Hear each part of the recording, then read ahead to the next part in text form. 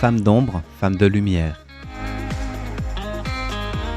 Bonjour à vous qui nous écoutez, Florian Dai vous amène aujourd'hui à la rencontre de Lauriane Ribas de Lofeu.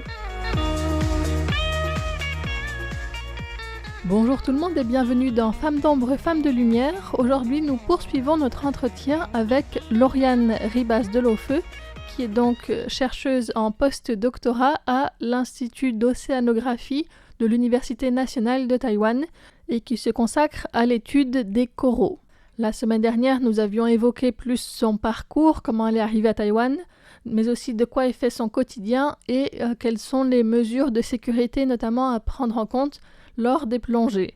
Aujourd'hui, nous allons laisser Lauriane nous parler plus en particulier d'un sujet sur lequel elle a travaillé pendant les 3 dernières années, donc un travail qui arrive à son terme sur les zones marines protégées à Taïwan. Alors, on vient tout juste de finir le rapport final de ce projet. C'est un projet de 3 ans qui a été mandaté par l'administration de la conservation des océans à Taïwan, qui nous demandait d'évaluer l'efficacité des aires marines protégées à Taïwan à protéger les coraux. Donc, on a fait un très grand échantillonnage à l'échelle du pays. On a plus de 100 sites d'études à travers les différentes régions coralliennes du pays. Alors, le problème des aires marines protégées, et ça c'est vrai à Taïwan comme dans beaucoup d'autres pays, c'est que il y a un peu de tout dans les aires marines protégées. La définition internationale de l'UICN des aires marines protégées, c'est tout espace qui est protégé par la loi ou par des usages culturels qui protègent tout ou partie de l'écosystème sous-marin. Donc, c'est très vague. Par exemple, et c'est souvent le cas des aires marines protégées à Taïwan, à partir du moment où on a un territoire où on réglemente, où on régule l'usage de certaines techniques de pêche ou autres, ça peut constituer une aire marine protégée. Cela pose donc la question de, d'une part, qu'est-ce qu'une aire marine protégée ? Qui le dit ? Et puis, quelles sont les réglementations qui entourent ces aires marines protégées ? Il n'y a pas de définition très claire de qu'est-ce qui est ou n'est pas une aire marine protégée. Par exemple, entre la définition d'une aire marine protégée par le ministère en charge de la pêche ou par l'agence de conservation des océans ou les organisations en charge du tourisme ou de l'urbanisme ont aussi une capacité, une compétence sur les aires marines protégées à Taïwan. Donc, elles n'ont pas la même définition. Et souvent, beaucoup de ces agences, elles n'ont pas une définition claire. Donc, ça a été un aspect qui a été très difficile pour nous, de dire, alors, qu'est-ce qu'une aire marine protégée à Taïwan ? Si on se base sur la définition de l'Agence de conservation des océans, il n'y a pas de définition claire. Par contre, ils ont listé, aujourd'hui, ils reconnaissent 70 zones comme étant des aires marines protégées. Donc, nous, on a commencé notre travail par explorer les lois taïwanaises. On a d'ores et déjà trouvé 11 grandes lois à Taïwan qui ont une compétence dans l'établissement ou la gestion des aires marines protégées. Et dans ces 11 lois, il y a plus d'une quarantaine d'agences gouvernementales qui sont en charge ou chargées soit d'établir, soit de gérer l'aire marine protégée. Donc, ça fait beaucoup d'organismes, beaucoup d'intervenants. On s'est rendu compte qu'il y a vraiment une difficulté de coordination. Par exemple, on s'est rendu compte que certaines zones, en fait, elles ont déjà 3 différentes classifications en aire marine protégée par 3 agences différentes avec des réglementations différentes. Par exemple, il y a des grandes lois plus récentes qui ont 4-5 ans où les lois ont été promulguées, mais par exemple, elles n'ont pas encore été implémentées à l'échelle locale du territoire.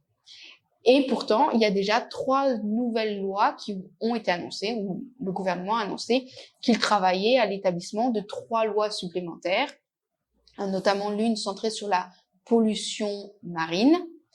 Mais c'est un peu cette surprise il y a des lois qui ont été annoncées, promulguées, mais qui sont pas encore mises en place et renforcées sur le terrain, qu'on a déjà annoncé qu'on allait en faire plus. Donc, il y a vraiment un millefeuille de lois et d'agences avec une compétence sur les aires marines protégées. C'est pas unique à Taïwan, c'est le cas dans beaucoup de pays.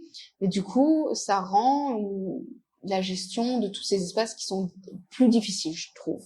Sur nos données, ça montre un peu un décalage entre ce qui est établi sur le papier et ce qui est réellement établie sur le terrain. Et puis surtout, une aire marine protégée, si les gens ont besoin de savoir sur le terrain, physiquement, attention, ici, vous rentrez dans une zone où telle ou telle activité est interdite. Quelles sont les mesures qui doivent être mises en place pour qu'il y ait un impact visible en ce qui concerne la préservation des coraux? À l'échelle internationale, maintenant, ils ont vraiment montré que les aires marines protégées qui ont un impact pour les écosystèmes, c'est celles qui sont vraiment protection forte, renforcée, avec des moyens sur le terrain. Donc, c'est à Taïwan, par exemple, ce qu'on appelle les no-tech areas, donc les aires où on n'a le droit de rien prélever. Il y en a très peu et elles sont de petite taille. Et par contre, il est vrai que ce type-là d'aires marines protégées, on voit un meilleur résultat. Donc, comme je disais, l'Agence de conservation des océans à Taïwan, eux, ils reconnaissent 70 aires marines protégées. Donc, la plupart des aires marines protégées qu'ils reconnaissent sont des aires où on peut entrer, où il y a tout un tas d'activités qui est autorisé. Il y a même des aires pour des usages touristiques. Et du coup, sur l'ensemble des zones marines protégées, qu'est-ce que vous avez découvert? Si on regarde la loi, nous, on a identifié plus de 270 aires marines protégées. On a comparé les zones protégées des zones non protégées. Est-ce qu'il y a une différence en termes de couverts coralliens ou d'autres organismes qui sont caractéristiques d'une dégradation de l'écosystème? Et en réalité, on ne voit pas de meilleurs résultats à l'échelle nationale ou régionale entre les zones qui sont dites protégées et des zones qui ne sont pas protégées. Là, on voit vraiment une différence, une amélioration. C'est par exemple, plus le site est loin des côtes, plus il est éloigné des activités humaines, plus il se porte, indépendamment d'un statut de protection ou non. Il y a très peu d'aires marines protégées à Taïwan qui ont vraiment un impact sur les récifs. Et par exemple, ce projet-là, on a notamment regardé aussi tout un tas de conditions environnementales, puisque comme je le disais plus tôt, Taïwan, entre le sud de Taïwan et le nord de Taïwan, en fait, on est dans des climats et des environnements très différents. On ne peut pas s'attendre à ce qu'un site dans le nord soit exactement comme un site du sud qui est une zone tropicale. On peut pas s'attendre au même couvert corallien ou à la même diversité corallienne. Le problème, c'est qu'aujourd'hui, souvent, on utilise les mêmes critères pour évaluer le succès de ces aires-là. Donc nous, on a travaillé à l'échelle régionale de dire voilà, dans le nord, au vu des conditions environnementales, un site avec ce genre de communauté corallienne, de niveau de coraux, c'est excellent. C'est le mieux que ce que peut être trouvé au vu des conditions environnementales. Alors qu'au sud, c'est des conditions beaucoup plus favorables, donc en fait, on peut s'attendre à mieux. Et donc, est-ce que les coraux sont aussi développés, aussi beaux qu'ils pourraient l'être ou pas vraiment en fait? Dans le sud, on devrait avoir des choses bien meilleures que ce qu'on a. Souvent, les gens pensent que dans le nord, les coraux, c'est pas terrible. Au vu des conditions environnementales, c'est pas si mal. Alors qu'au sud, dans certaines régions, au vu des conditions environnementales, ça devrait être bien meilleur. Mais maintenant, on est dans une époque où on va pas pouvoir s'affranchir des pressions humaines. Mais du coup, il faut qu'on arrive à établir maintenant comment concilier ce qu'on pourrait avoir dans un environnement protégé et naturel sans compromettre la capacité des populations à subvenir à leur économie, en fait, à leurs besoins. Donc, ça, c'était un gros travail, une grosse difficulté. Et c'est assez intéressant parce que c'est assez flagrant dans le sud où le parc national de Kenting, qui est le plus ancien parc à Taïwan, il attire tellement d'activités humaines qu'il y a presque cet effet néfaste de l'aire marine protégée dans le cas de Kenting, dans certaines zones. À Chalotcho, toute la zone côtière est en aire marine protégée. Et pourtant, c'est la pire région corallienne. On a des données qui datent des années 70 où on sait qu'il y avait des récifs très diversifiés. Aujourd'hui, à Chalotcho, on a 7% de couverts coralliens. C'est essentiellement de la petite algue. Et on sait qu'on a une dégradation, malgré le fait que tout soit classé aire marine protégée. Par contre, ces aires marines protégées à Chalotcho, elles se concentrent sur de la régulation d'activités de pêche. Au vu de nos données, au vu du travail de mes collègues, notamment du travail de Vicky et de ce projet-là, on montre vraiment que ce qui influence la qualité des récifs à Taïwan, c'est un aspect assez pollution chimique dans le sens nutrient qui rentre dans le système et qui dégrade les récifs. Et ça, c'est des choses qui proviennent des espaces côtiers. Donc des villes côtières, des zones touristiques côtières. Et donc notre projet montre vraiment que pour améliorer l'état des récifs coralliens à Taïwan et l'efficacité des aires marines protégées, on doit agir sur la côte, sur une meilleure planification du développement urbain et des activités humaines d'un point de vue ville, habitation permanente et touristique aussi. On a des zones où en fait c'est une pollution saisonnière et c'est dans leur chronicité, en fait, dans leur répétition que ça pose problème. Donc voilà, c'est vraiment le point flagrant de notre projet et de nos recherches au cours de ces dernières années. C'est le besoin d'intégrer ces zones côtières et ces activités humaines dans la réglementation des aires marines protégées.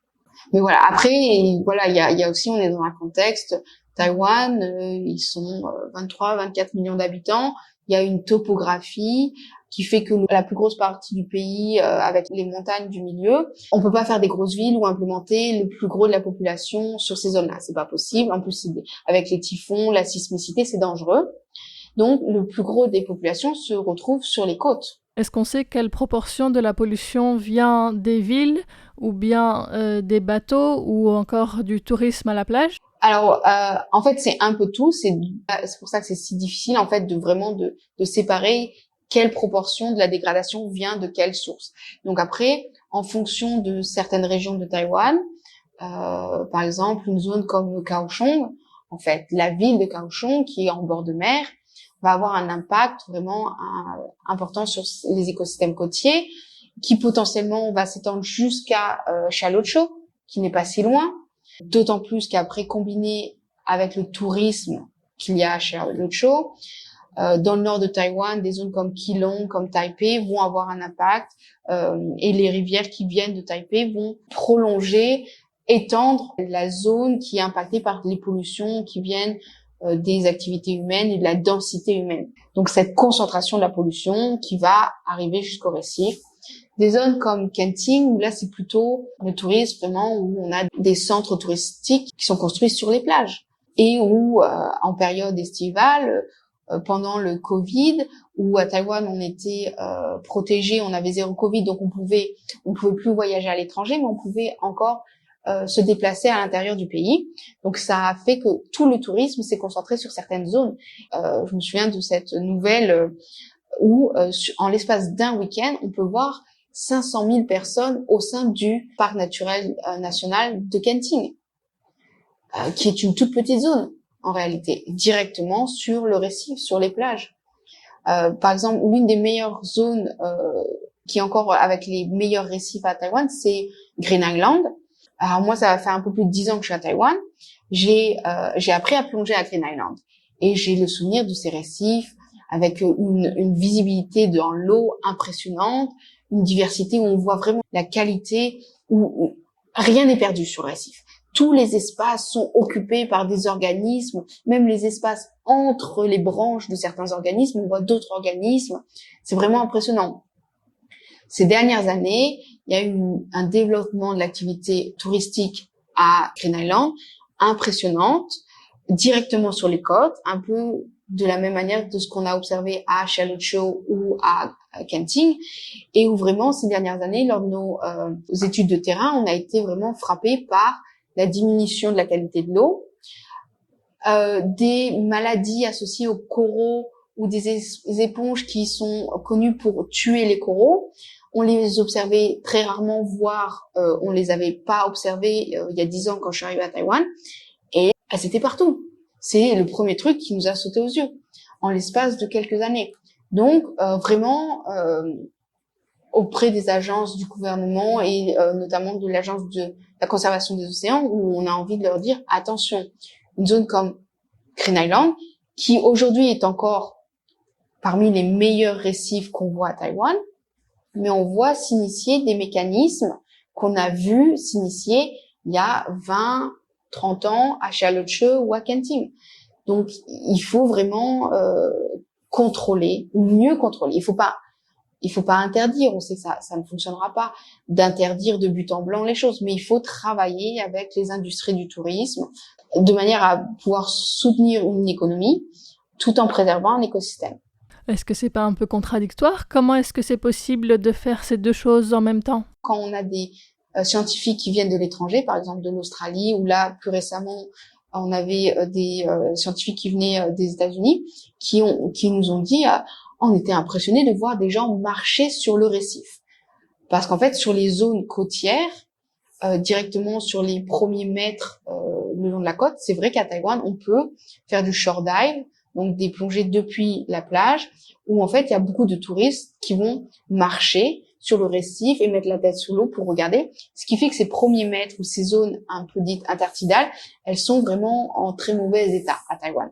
Par rapport à d'autres endroits, par exemple en Australie, il y a tout un tas de zones où ils ont interdit de pouvoir plonger depuis la plage. Il faut forcément prendre un bateau pour accéder au récif, pour éviter justement que les gens marchent sur le récif. Ou il y a des zones où ils ont interdit, par exemple, quand on veut faire du masque tuba, les touristes, on leur donne pas de chaussures. Ce qui fait donc déjà ils rentrent à l'eau via des plateformes dédiées, donc ils ne marchent pas à aucun moment sur le récif parce que mettre des pieds nus sur le récif, ça va faire mal.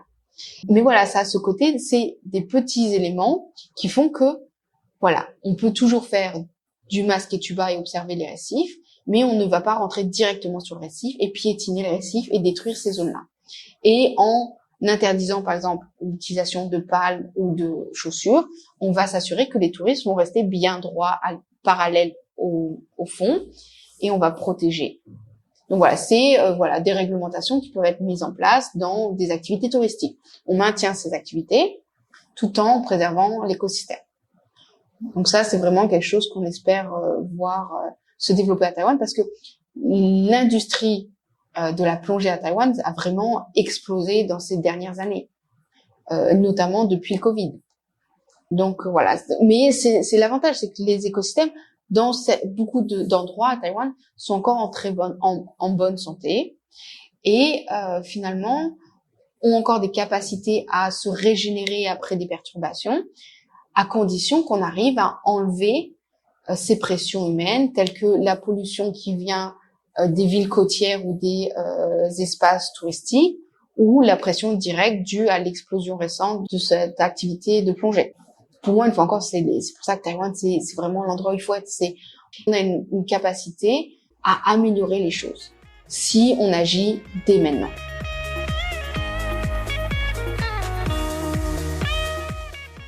Vous venez d'écouter Lauriane Ribas de Lofeu, chercheuse en postdoctorat à l'Institut d'océanographie de l'Université nationale de Taïwan, qui nous parlait de sa recherche sur l'impact des aires marines protégées sur les récifs coralliens à Taïwan. Un impact trop faible, mais il n'est pas encore trop tard pour mieux protéger les coraux taïwanais. Merci de votre écoute, c'était une émission présentée par Florian Dai pour Radio Taïwan International.